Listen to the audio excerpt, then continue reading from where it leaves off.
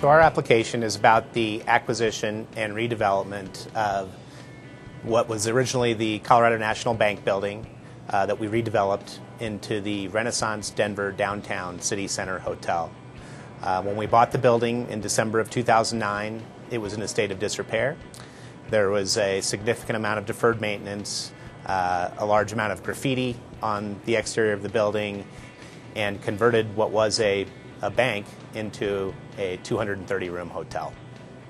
I would consider that this building to be really a textbook example in terms of meeting all of the objectives, whether it's good urban planning, adaptive reuse, sustainable design, and or the idea of creating buildings for a continuity of community good that'll last for generations. This building will be here long after we have retired, so that the next generation will basically be able to, I think, seize this property, call it its own, identify that with as far as a key part of downtown Denver.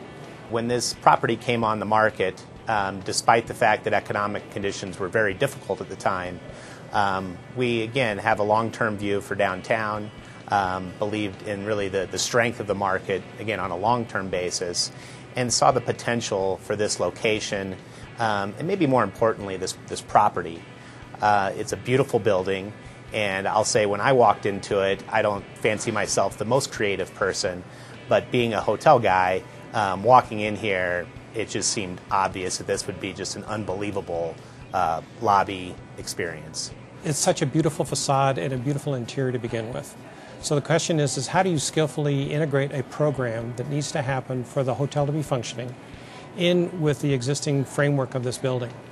So obviously that we're coming up with about 230 rooms. We have food and beverage, we have banquet facilities and meeting room space. So how do you integrate that in here so it doesn't really feel like it's negatively impacting the building?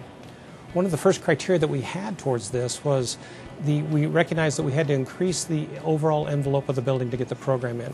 So we specifically downplayed the architecture in terms of the addition so that it wouldn't compete with what I call the grandness of the existing building.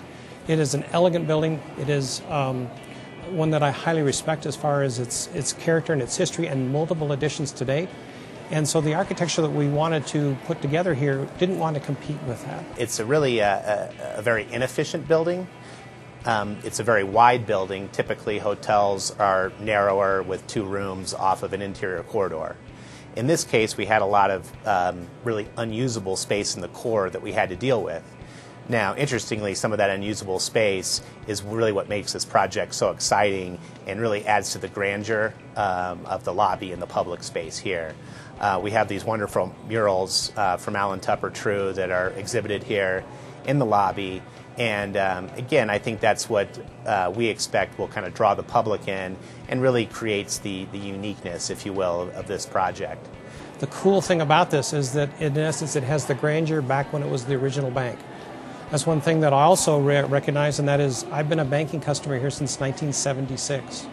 So in essence, that I've seen this kind of building grow and change, and my heart was basically in the doldrums when, in essence, it went dark.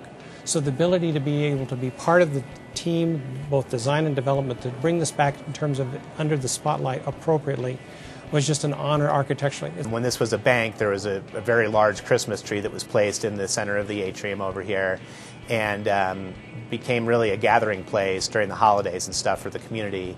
And that's something that we heard over and over again and consciously decided to bring back, and did put that up this holiday season, and something we'll continue to do throughout certainly the life of the property.